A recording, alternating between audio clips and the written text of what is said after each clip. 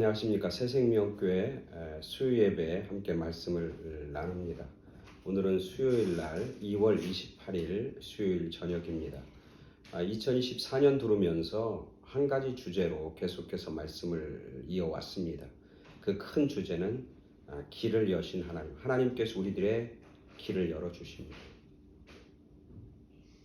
우리 스스로 우리의 길을 열고 찾는 것이 아니라 하나님께서 길을 열어주셔야 비로소 우리는 그 길을 걸어갈 수 있고, 하나님께서 우리의 눈을 열어주셔서 그 하나님이 주시는 길을 발견해야 찾아야 우리가 그 길 가운데에서 하나님의 사람으로 또 하나님의 영광을 드러내는 삶으로, 그리고 하나님이 주시는 은혜와 풍성한 복을 맛보고 누릴 수 있는 것이죠. 오늘은 그 9번째 시간입니다. 마지막 시간입니다. 오늘 2월 마지막 수요일로 길을 여신 하나님의 설교 시리즈는 이제 마지막 마무리를 하고 3월부터는 다른 주제를 가지고 이제 함께 말씀을 나누도록 하겠습니다. 거룩하신 하나님은 거룩한 길을 우리 가운데 열어주십니다. 성도는 누굽니까? 성도는 거룩할 성, 그죠? 무리도 거룩한 사람들을 성도라고 부릅니다. 교회는 무엇입니까? 거룩한 성도들이 모이는 모임, 그게 교회입니다. 그래서 성도와 교회 속에서 거룩이라고 하는 것은 꼭 필요한 존재입니다. 없어서는 아니 되는 것이죠. 교회는 여러 가지 활동할 수도 있죠. 여러 가지 집회도 할 수 있습니다. 또 여러 가지 무슨 모임을 가질 수도 있습니다. 또 교회는 사이즈가 다 다양할 수도 있습니다. 화려할 수도 있고 그렇지 않을 수도 있습니다. 교회는 또 지역에 따라서 천차만별입니다.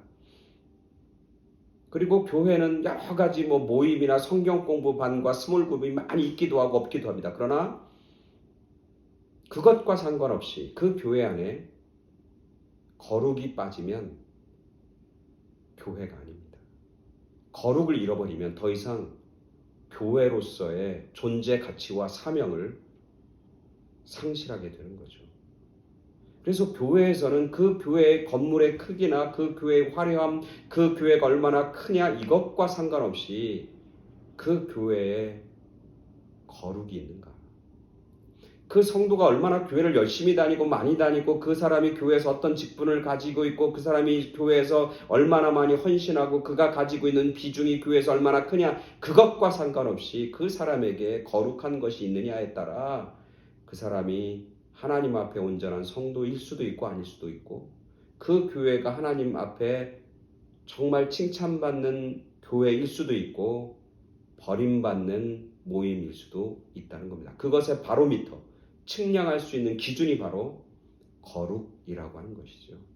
오늘 우리 하나님께서 우리에게 주시는 귀한 말씀을 봅니다. 베드로전서 1장 13절부터 16절까지 말씀 제가 봉독해 드립니다. 베드로전서 1장 13절부터 16절까지 말씀 제가 봉독해 드립니다.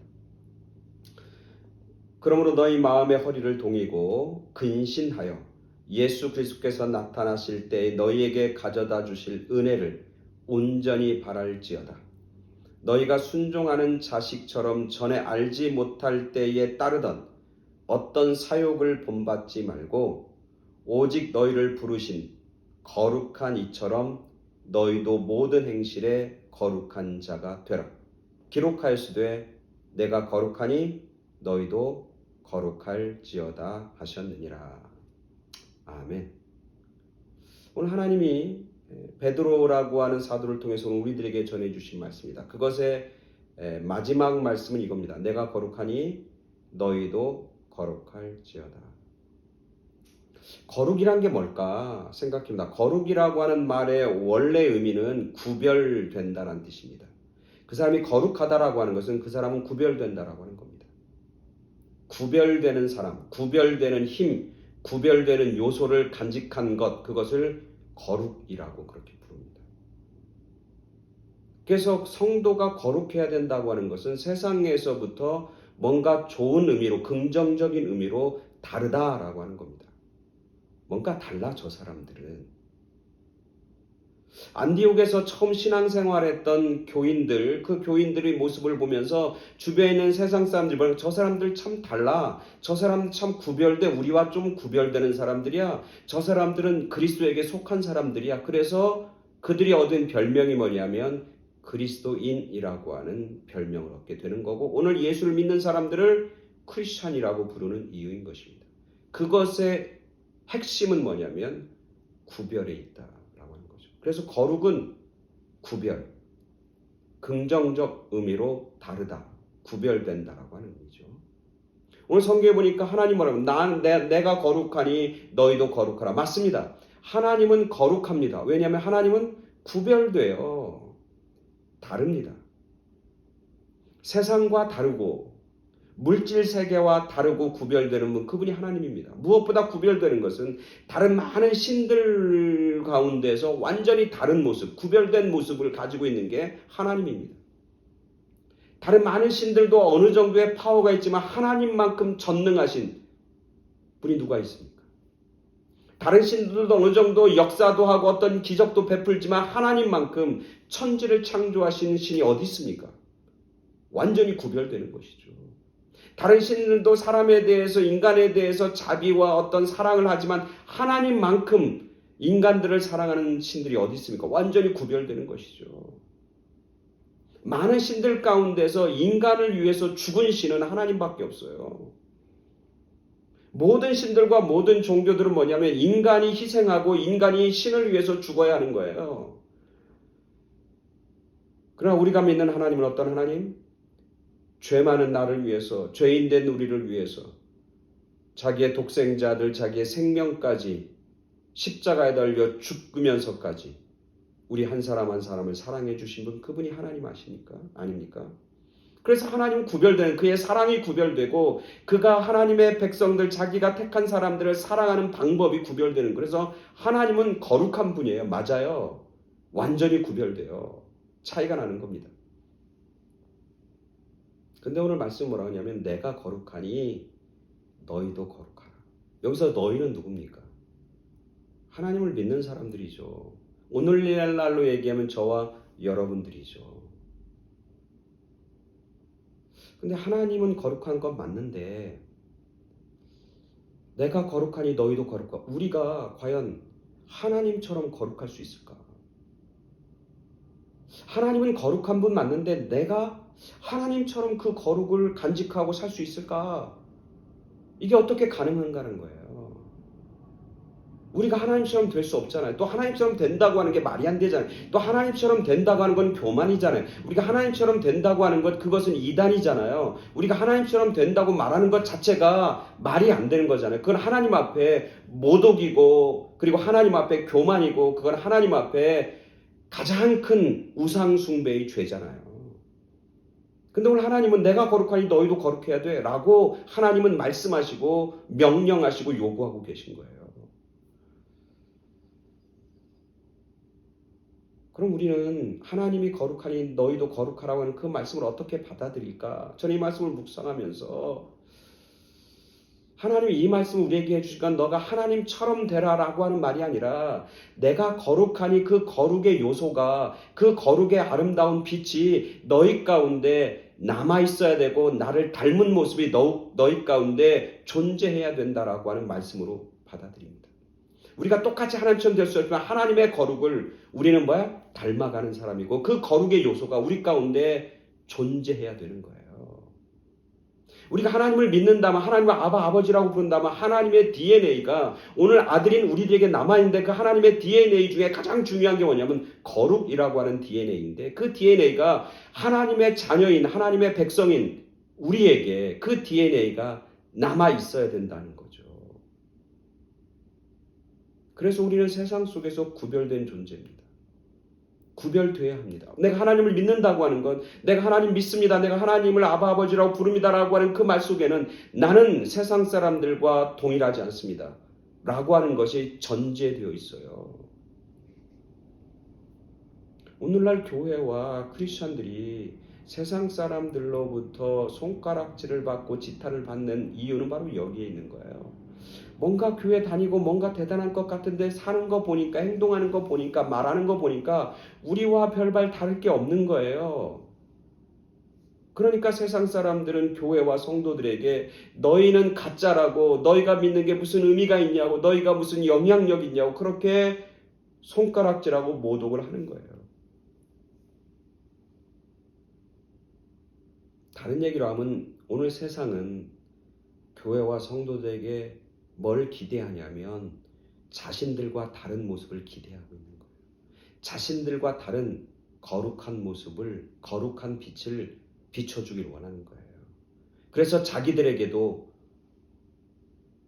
거룩한 하나님이 소망이 되길 원하고 의미가 되길 원하는 그런 세상 사람들의 바람이 있기 때문이라고 저는 확신합니다. 이 거룩이 왜 중요하냐면 사도행전에 보면 사도행전에 초대교회가 막 굉장히 성장하잖아요. 막 엄청난 빠른 속도로 부흥하고 성장합니다. 그리고 사람들이 막 교회로 몰려듭니다. 그래서 교회에서 뭐 기적도 나타나고 역사하는 힘도 나타나고 뭐 같이 물건을 통용하고 먹고 마시고 교제가 이루어지고 하여튼 아름다운 교회의 모습, 부흥하는 교회의 모습이 막 나타납니다. 근데 그 중에 그 부흥에 찬물을 끼얹는 듯한 사건이 벌어집니다. 잘 이해하지도 못하는 사건입니다. 그 사건이 누구냐면 우리가 잘 아는 것처럼 아나니아와 삽비라의 사건입니다. 사람들이 자기들의 물건을 팔아서 하나님 앞에 그리고 제자들에게 내놓는데 이 아나니아와 삽비라도 자기들이 가지고 있는 땅을 팝니다. 그리고 그 땅을 판 것 중에 절반을 가져다가 사도들과 교회 앞에 내어놓습니다. 대단하잖아요. 자기 땅 판 재산의 반을 하나님 앞에 바치고 교회에 헌금한다? 아마 그 액수가 무지무지했을 거예요. 그 액수가 엄청나게 컸을 거예요. 그럼에도 불구하고 그 아나니아와 삽비라는 어떻게 돼요? 죽습니다. 죽임을 당합니다. 그들이 죽임을 당하면서 하나님이 백성 교회에게 주신 메시지가 뭡니까? 그들이 뭘 속였다고? 성령을 속였다고. 다른 얘기로 하면 쉽게 얘기하면 뭡니까? 그들이 하나님 앞에 거룩하지 못했다고. 하나님의 교회는 거룩으로 이루어지는 거지 돈으로 이루어지는 거 아니라는 거예요. 하나님의 교회는 물질로 세워지고 사람들의 숫자로 세워지는 게 아니라 순수한 거룩으로 교회가 세워져야 그 교회가 든든하게 설 수 있다고 하는 가르침을 초대교회에게 주는 거예요. 그리고 오늘 우리들에게 주는 거예요. 하나님께서 거룩한 자에게 길을 여시는 겁니다. 거룩한 자에게 하나님께서는 거룩한 길을 여시는 분, 그분이 하나님이십니다. 악한 자와 죄인들에게 길을 열지 않습니다.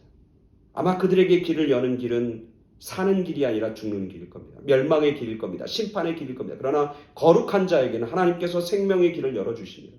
거룩한 자에게는 하나님께서 은혜의 길을 열어주시고 복된 길을 열어주시고 영광의 길을 열어주시고 거룩한 길을 하나님께서는 열어주시는 겁니다. 그래서 우리가 거룩해야 돼요. 내가 거룩해야 되고 우리의 가정이 거룩해야 되고 우리 교회가 거룩해야 돼요. 그래야 하나님이 길을 열어주십니다.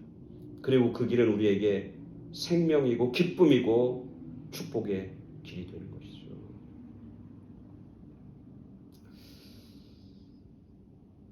요한계시록 2장부터 보면 이제 소아시아 7교회 얘기가 나오잖아요. 그 7교회 얘기 중에 이 거룩의 요소를 잃어버려서 하나님 앞에 책망받은 교회인데 그게 사대교회예요.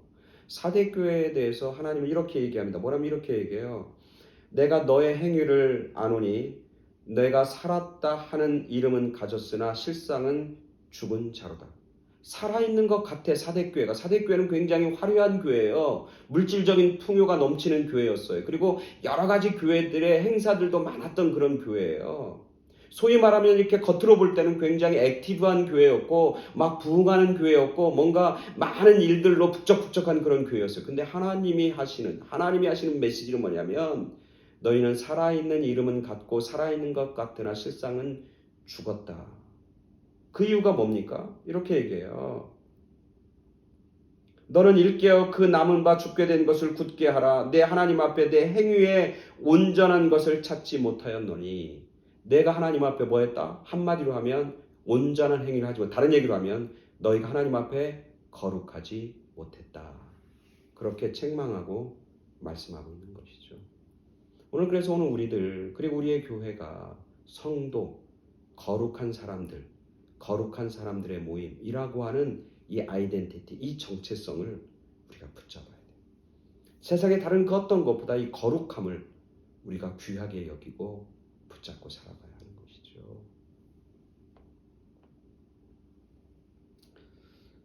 상담가들이 알코올 중독자가 상담하러 오면 그 상담가들이 알코올 중독자에게 이렇게 권면하지는 않습니다. 당신은 이제 알코올을 주말에만 드십시오.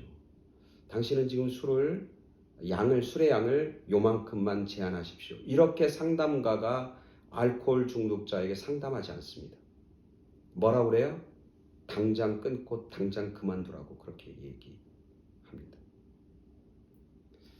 판사가 상습 절도범이 와서 그 사람이 재판을 받을 때 판사가 단원이 이제는 너는 죄를 지었고 그래서 그 죄에 대한 심판을 받아야 되고 너는 이제 더 이상 절도하지 말으라고 그렇게 판단하지 너는 절도를 요일을 정해서 요일만 하라고 그렇게 얘기하지 않습니다.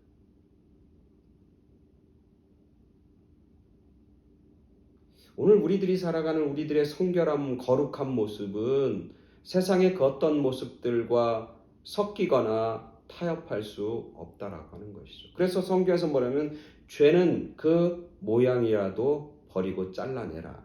그렇게 말씀하고 있는 겁니다. 그것은 거룩하라고 하는 겁니다. 거룩은 어떻게 이루어지냐? 하나님 앞에 나와서 회개할 때 거룩을 덧입을 수 있습니다. 하나님 앞에 나와서 간절히 기도할 때 거룩의 옷을 하나님께서 입혀주십니다. 우리가 모든 일상생활 속에서 하나님을 깊이 생각하고 하나님을 깊이 묵상해야 하나님께서 거룩의 옷을 우리 가운데 입혀주십니다. 하나님의 은혜입니다. 늘 회개하며 기도하며 깨어있어야 합니다. 그리고 하나님을 깊이 생각하고 묵상해야 합니다. 그러면 우리들은 거룩의 옷을 덧입게 되는 것이고 세상 사람들은 우리에게 너희는 뭔가 다르다.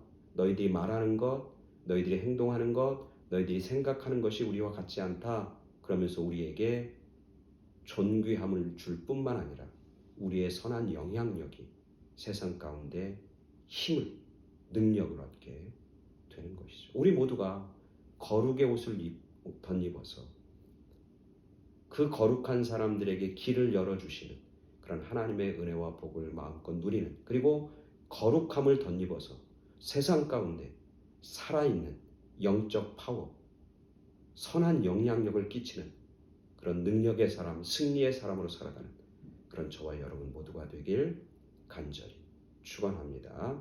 아멘. 감사합니다.